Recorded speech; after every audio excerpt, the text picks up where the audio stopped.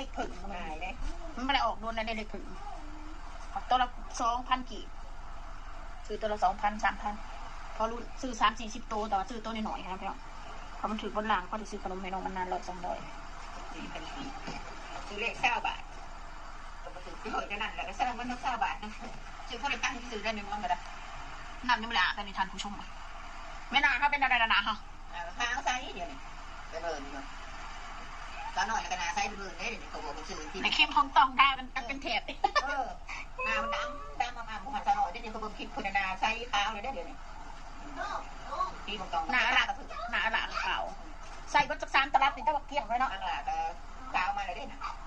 มันเป็นตากแดดตากล เอา ม ไส้ตลอดแล้วหนูเงินสิ ข้าวหน้าบ้ามือใส่แล้วมือ2-3 มือใส่เถื่อนนะเขาไปอยากใส่ตัวเนื้อมันครีมมันเขาอยากกับครีมมันแห้งกันไม่เด็ก ที่เหมือนแม่หนูข้าวอะไรยังจะจ่อยจะกิน นั่นเวลาเขาทาปุ๊บมันขาวไวเห็นพี่น้องเคยเห็นเราเวลาแบบบาดเวลาเขาเศร้าใส่เป็นออกแดดเนี่ยมันแดงหุ่นโอ้โหตัว บาง เรา ทีมันจะพิษแต่ข้างๆมันมองเย็นนั่นแปะขี้สนานยังจ่อย สมุนไพร มันเราขัดคืออย่างนี้ เมียนขัดอะไรบ้าง